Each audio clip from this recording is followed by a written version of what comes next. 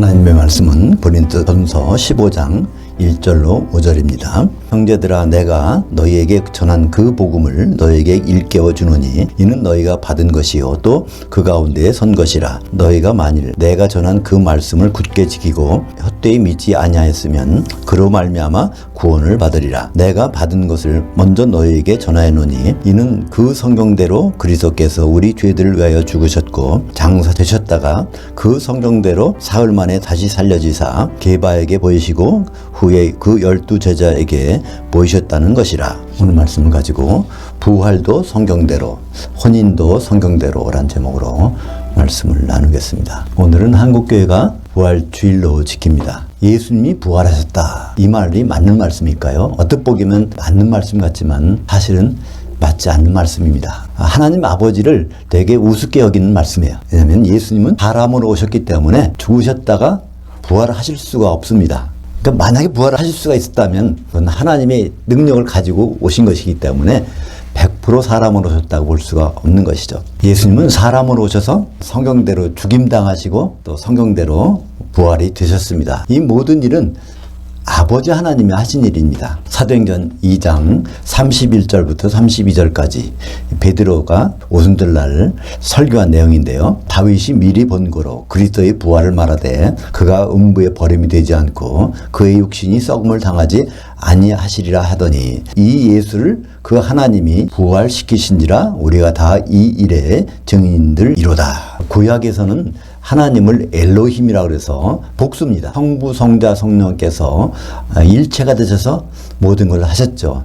창세기 1장 1절에 보면 태초에 하나님들이 하늘들과 땅을 창조하시니라 할 때 주어는 복수고 동사는 단수입니다. 그래서 삼위일체라는 말이 안 들어가면 제대로 된 번역이 될 수 없죠. 그래서 구약에 나오는 엘로힘 하나님 거기에는 성부, 성자, 성령이 항상 같이 일체가 되셔서 모든 걸 하셨는데 근데 신약 시대에서는 하나님이 따로따로 분해되십니다. 우리가 보기에는 결국은 나중에 합해지지만은 하나님의 일을 성취하기 위해서 부득이 예수님은 사람으로 오셔야 됐고 또 예수님은 다시 죽으시고 부활하셔서 승천하신 다음에 성령님을 보내주셔야 성도들이 하나가 돼서 혼인에 이르기 때문에 신약 시대에는 반드시 하나님을 단수로 사용되고 있습니다. 헬라어로 테오스라고 하는데 그래서 그 테오스가 성부이신지 성령이신지 성자이신지를 구분하기 위해서는 문장을 봐야 되는데 사도행전 2장 31절 32절 내용에서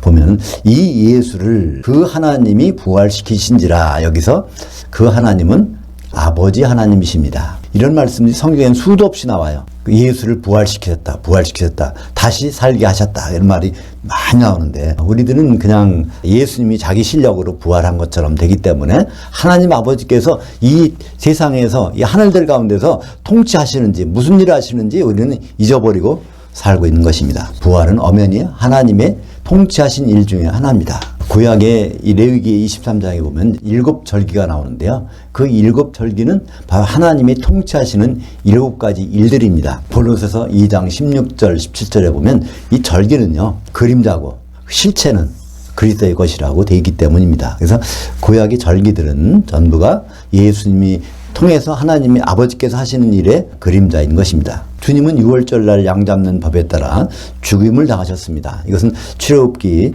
12장 3절과 6절에 있는 대로 6월절 닷새 전에 취함을 받아서 그 다음에 6월절날 십자가에서 죽으시고 마태복음 26장 13절에 보면 예수님이 놀라운 말씀하십니다. 온 천하에 복음이 전파되는 곳에서는 이 여자가 오늘 내게 한 일을 반드시 말해서 생각이 나야 된다는 거예요. 얼마나 중요했던지. 그러니까 율법의 절기대로 예수님이 모든 것을 행하게 되셨는데 그것은 하나님의 통치 가운데서 이루어졌다는 것을 볼 수가 있는 것입니다. 그리고 죽으셔도요 요나의 표적처럼 땅속에서 사흘 계시면서 그때 그냥 3일 동안 쉬게 하신 것이 아닙니다. 아버지께서 아들 되신 예수님이 그동안 수고했으니까 3일 동안 쉬었다가 다시 부활하자 그런 게 아니죠. 십자가상에서 예수님이 7마디 말씀하셨는데 맨 마지막에 하신 말씀이 누가복음에 나오죠. 아버지여 내 영을 아버지 손에 부탁하나이다. 왜냐하면 예수님은 땅속에 들어가셔도요 그분의 영으로 살아나셔서 할 일이 있는 거죠. 그것이 베드로전서 3장 18절 9절 나오는데 보면 예수님이 육체로는 죽음을 당하셨지만 영으로는 살리심을 당하셔서 옥에 있는 영들에게 복음을 선포하셨다.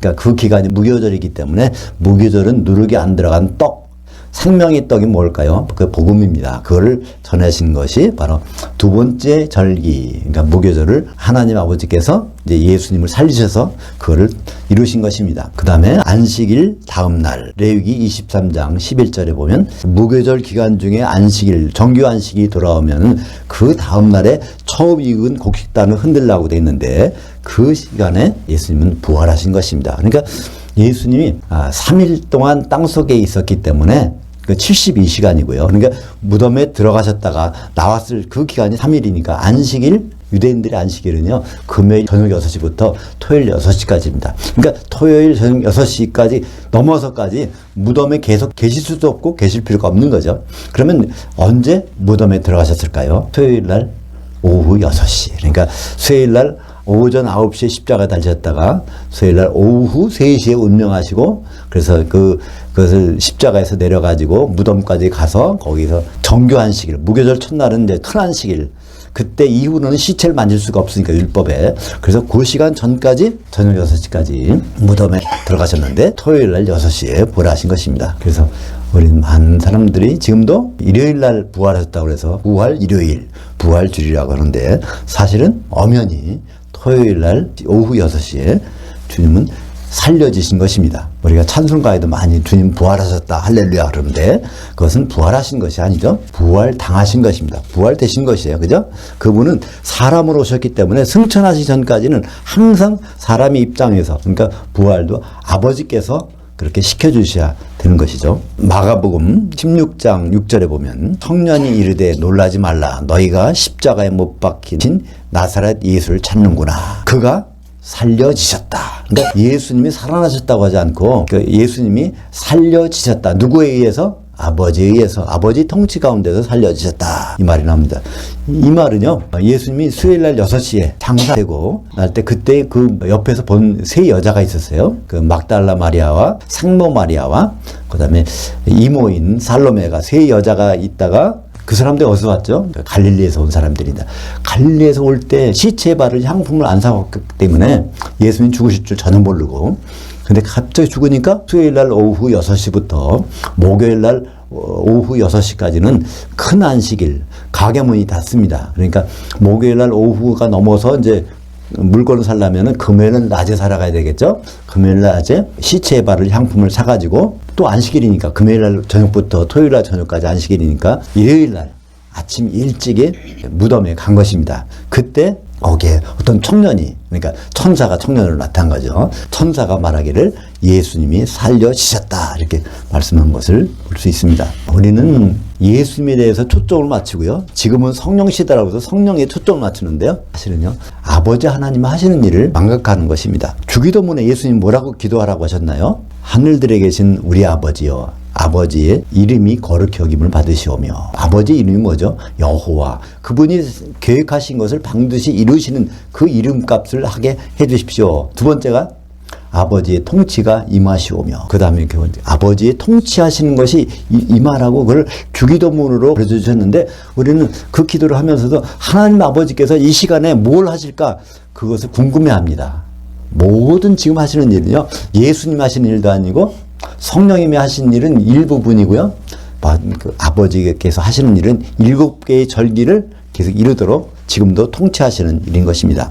예수님이 이제 부활하시고 사도들에게 나타나셔서 40일 동안 무슨 말씀을 하십니까? 하나님 아버지의 통치에 대해서 집중적으로 말씀하셨어요. 그가 고난받으신 후에 또는 그들에게 확실한 많은 증거로 친히 살아계심을 나타내사 40일 동안 그들에게 보이시며 그 하나님, 이게 누굴까요? 하나님 아버지. 예수님도 아니고 성령님도 아니고 그 하나님의 통치의 일들을 말씀하시니라. 그 하나님의 통치의 일들은 요약하면 7가지가 있습니다. 그죠? 레위기 23장에 나오는 그 통치의 일들을 말씀하시는데 예수님은 뭐 말씀하셨을까요? 우리가 여기서 성경에는 없지만 상상해 볼 수 있습니다. 하나님 아버지께서 유월절 이루시고 그 다음에 무교절도 이루시고 그 다음에 초곡절도 이루셨는데 앞으로 남은 절기는 오순절이야. 오순절 날은 무슨 일이 있냐면 바로 떡 2덩이가 거기 만들어져야 돼. 떡은 뭐로 만들지? 기름이 있어야 될 거 아니야? 가루를 반죽하는 기름은 바로 성령의 예표야. 그러니까 성령을 너희는 받아야 돼. 이 말씀을 하셨을 것 같아요. 그러니까 예수님은 부활해서 첫 마디 하신 말씀이 뭘까요? 제자들에게 평안하뇨. 그러니까 안부 물은 다음에 명령을 한 거. 예수님이 부활하신 다음에 첫 명령이 바로 너희들은 성령을 받아라. 그러니까 성령 받으라는 게 부활하신 다음에 첫 명령이었어요. 그 다음에 40이 지나서 마지막 명령이 무엇일까요? 너희는 위로부터 능력이 빌 때까지는 기다리라. 그러니까 성령을 받으라. 첫 번째 말씀도 성령을 받으라. 40일 후의 말씀도 성령을 받으라. 왜냐하면 오순절날이 이루어지려면 떡두덩이가 흔들려야 되니까 그 기름이 있어야 되는 성령의 기름을 보내줄 테니까 그걸 받아야 된다는 말씀을 하신 것입니다. 그래서 하나님은 6월절 성취를 필두로 해서 이제 결국 어디까지? 장막절까지 이루시는 것입니다. 장막절은 무슨 절기인가요? 하나님의 장막은 새 예루살렘이고 새 예루살렘은 어린 양의 신부잖아요. 그러니까 혼인까지, 그리스도의 혼인까지가 하나님의 계획하신 통치의 내용들입니다. 성경은 다 그 7절기에 대한 것을 우리에게 설명해 주고 있어요. 그 7절기의 주체는 어디까지나 하나님 아버지십니다. 그 7절기를 천국에서 이루신 다음에 천년왕국에서는 그리스도께서 통치하시죠. 그래서 부활절 다음 절 오순절에는 무엇을 하는지 레위기 23장 17절을 볼까요? 너희의 처소에서 10분지 2 에바로 만든 떡 2개를 가져다가 흔들지니 이는 첫 요제로 여호와께 드리는 것이라. 요제라는 것은요, 하나님 앞에서 제물을 흔드는 거예요. 왜 흔들까요? 이게 시작됐다는 거, 살아났다는 그런 뜻이니까. 근데 이 떡 2개를 만들려면 레위기 2장 14절부터 15절까지 너는 이 첫 이삭의 소재를 여호와께 드리려거든 그 이삭을 볶아 찌은 것으로 네 소재를 삼되 그 위에 기름을 붓고. 그래서 반드시 오순절날 드리는 떡 2개에는 기름을 부어서 반죽해서 드리게 돼 있습니다. 그러니까 이 가루를 반죽할 때 사용되는 기름은 성령의 예표입니다. 그러니까 밀가루 반죽할 때 항상 기름을 쓰듯이 우리가 사도나 성도들이 완전히 가루가 돼서 그래야 뭉쳐지잖아요. 각자 자기 고집이 있으면 그건 몸을 이룰 수가 없잖아요. 근데 가루가 되면 거기를 뭉칠 때 성령께서 뭉쳐주신 것입니다. 그래서 요한복음 20장 22절에 너희는 성령을 받으라. 부활하신 다음에 첫 명령. 그 다음에 사도행전 1장 5절에 보면 너희는 몇 날에 못되어 성령으로 세례를 받으리라 하셨느니라. 이것이 마지막 승천하실 때 하신 말입니다. 그래서 과연 오순절날 그대로 기름이 내렸어요. 사도들이 한 덩어리 떡이 되고 그날 저녁에 3,000명의 성도들이 바로 사도들의 말씀을 받아들이고 세례를 받았다고 되어 있습니다. 그 세례는 물 세례가 아닙니다. 3,000명이 거기서 하나하나 물 세례를 받을 수도 없고, 세례라는 것은 이제 침례라고도 할 수 있는데 그것은 흐르는 물에서 하기 때문에 강이나 바다에서 합니다. 그러니까 그들을 침례나 세례를 주려면 요단 강까지 가서 거기서 줘야 되는데 그날 저녁에 누굴 데리고 거기까지 갑니까? 그것은 성령 세례를 말하는 것입니다. 성령이 그들에게 내려서 2덩어리 떡이 흔들려서 교회가 만들어진 것입니다. 그래서 에베소서 2장 20절에 보면 너희는, 성도들은, 교회는 그런 사도들 곧 선지자들의 기초석 위에 세우심을 입은 자들이라. 언제 시작됐어요? 오순절날 떡 2덩어리가 흔들려서 교회가 시작된 것입니다. 결국 아담이 그 아내 하와를 어떻게 만들어지게 했을까요? 피를 흘려서 하나님이 그 피를 가지고 그 아내를 만들어 왔습니다. 똑같이 예수님이 자기 피를 흘리시니까 하나님이 그 피로 교회를 만드신 것입니다. 똑같이 아담의 아내가 만들어진 것처럼 오순절날은 교회가 만들어진 것입니다. 사도행전 20장 28절에 보면 그 하나님의 피로 사신 교회라고 돼 있어요. 그때 그 하나님은 누굴까요? 아버지의 피도 아니고 성령의 피도 아니고 그 예수님, 그러니까 성자 예수님의 피로 교회를 사셨느니라, 이렇게 분명히 돼 있는 것입니다. 그러므로 교회의 기초는 원래 뭐였죠? 사도들 위에다가 성도들을 세웠으니까 사도들은 교회의 기초석입니다. 또 한편 사도들은 무엇일까요? 사도들은 교회를 그리스도께 드리는 중매쟁이인 것입니다. 그래야 혼인이 이루어지니까. 고린도후서 11장 2절에 내가 너희를, 성도들을, 교회를 정결한 천원으로 한 남편인 그리스도께 드리려고 중매했음이로다. 사도들의 역할은 분명히 정해졌어요. 중매쟁이. 그럼 성도들은, 우리는 중매쟁이 해야 될까요? 아니요. 우리가 할 일은 혼인에 이르도록 준비를 하는 것입니다. 앞으로 남은 절기 3개가 남았습니다. 나팔절, 속죄절, 장막절. 하나님 아버지께서 이것을 이루실 것입니다. 마태복음 24장 31절 예수님이 마지막에 하신 말씀인데 그가 큰 나팔 소리와 함께 천사들을 보내리니 그들이 그의 택하신 자들을 하늘들 이 끝에서 적끝까지 사방에서 모으리라. 그러니까 예수님이 인자가 다시 오실 때 말씀하시면서 이 말씀하신 거예요. 어떤 때 그 일이 이루어진다고요? 나팔이 불릴 때, 그러니까 나팔절을 말씀하시고 계신 것입니다. 큰 나팔 소리와 함께 천사들을 보내서 그들을 하늘들 이 끝에서 저 끝까지. 그러려면 예수님이 셋째 하늘에서 계시면 안 되겠죠? 셋째 하늘에서 하늘들로 와셔서 거기서 천사들을 보내서 이제 공중에서 성도들을 모으는 것. 이 모으는 자리가 바로 그리스도의 심판대인 것입니다. 그것을 내용을 데살로니가전서 4장 16절 17절에 주께서 호령과 천사장의 음성과 하나님 나팔로 친히 하늘로부터 강림하시리니 그리스도 안에서 죽은 자들이 먼저 일어나고 그 뒤에 살아남은 자들도 그 뒤를 따라서 휘고돼서 어디로? 공중에서 주님을 만난다고 되어 있는 것입니다. 그 예수님과 교회가, 예수님과 성도들이 만나는 장면을 목격한 사람이 있어요. 그게 누굴까요? 바로 사도 요한입니다. 그 장면을 목격해서 우리에게 기록으로 보여주고 있죠. 반모섬에 있던 요한은 어느 날 영으로, 육체는 반모섬에 있어요. 영으로 시공 이동을 하여 시간과 공간적인 이동을 해서 공중에 가서 나팔절이 이루어지는 현장을 직접 본 것입니다. 그것을 요한계시록 성경에다가 기록해 놨어요. 요한계시록 1장 10절과 13절 보겠습니다. 내가 영으로 주의 날에 가 있었더니 내 뒤에서 나는 나팔소리 같은 큰 음성을 들으니, 이게 바로 사도 요한이 나팔절이 현장에 있다는 얘기죠. 그 나팔소리 들으니 그 촛대들 7교회들 한가운데 인자 같은 이가 발에 끌리는 옷을 입고 드디어 교회와 7개 모든 교회와 예수님이 만나는 장면입니다. 이것은 혼인에 앞서서 심판하는 예수 그리스도의 심판하는 모습입니다. 마태복음 19장 28절 세상이 새롭게 되어 인자가 자기 영광의 보좌에 앉을 때, 이게 바로 요한계시록 1장 10절과 13절에 영광의 보좌에 앉을 때 나를 따랐던 너희도, 그러니까 사도들도 12보좌에 앉아 이스라엘 12지파를 심판하리라. 그러니까 교회, 모든 교회를, 성도들을 심판하는 것은 누가 심판해요? 예수님 옆에 있는 사도들, 12사도들이 심판한다고 되어 있습니다. 그게 남 일이 아니라 바로 저도요, 여러분들도요, 다 거기 가서 사도들에게 심판받을 겁니다. 그리고 심판의 결과는 아주 냉혹합니다. 혼인 만찬이냐 지옥이냐.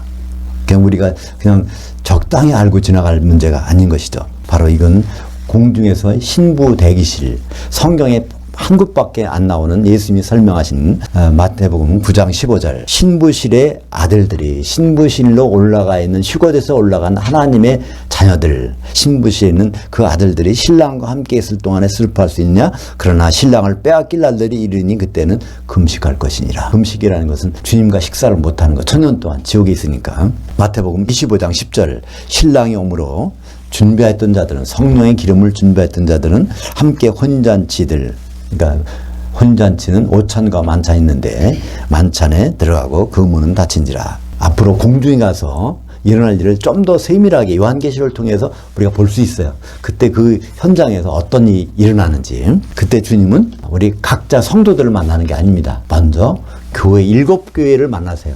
그 7교회마다 다 문이 있어. 근데 주님이 그 문을 두드리신다는 겁니다. 그때 주님은 7교회 한가운데 서서 각 교회 문을 두드리실 것입니다. 요한계시록 3장 20절에 보면 볼지어다 내가 문 밖에서 두드릴 텐데, 각 교회 문 밖에서 서서 두드릴 텐데 내 음성을 알아듣고 그 문을 열면 내가 그에게로 들어가 그와 더불어 만찬을 먹고 그는 나와 더불어 만찬을 먹으리라. 그러니까 다 휴거돼서 교회 가운데 있지만은 거기에 누가 혼인 만찬을 주님과 먹게 됩니까?